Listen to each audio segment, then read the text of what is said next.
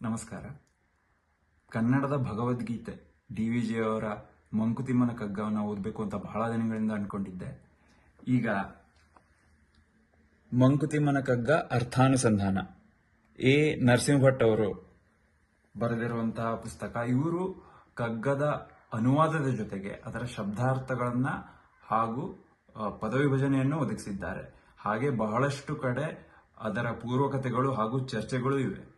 ಈ ಕಗ್ಗವನ್ನ ಓದಿ ಅರ್ಥೈಸಿಕೊಂಡು ನಿಮ್ಮ ಜೊತೆ ಹಂಚಿಕೊಳ್ಳೋ ಒಂದು ಪ್ರಯತ್ನ.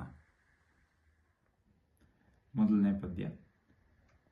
ಶ್ರೀ ವಿಷ್ಣು ವಿಶ್ವಾದಿ ಮೂಲ ಮಾಯಾಲೋಲ ದೇವ ಸರ್ವೇಶ ಪರಬೊಮ್ಮನೆಂದು ಜನಂ ಆವುದನು ಕಾಣದೊಡಮಳ್ತಿಯಿಂ ನಂಬಿಹುದು ಆ ವಿಚಿತ್ರಕ್ಕೆ ನಮಿಸೋ ಮಂಕುತಿಮ್ಮ.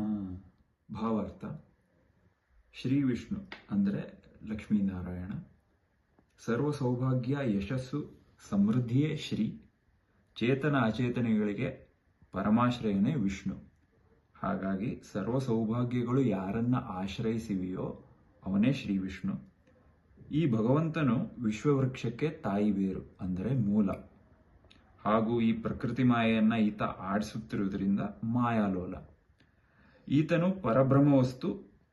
ಹೀಗೆ ಕಾಣದ ಪರಬ್ರಹ್ಮವಸ್ತುಗೆ ಕುರಿತಾದ ಆಳ್ತಿಯೇ ಭಕ್ತಿ.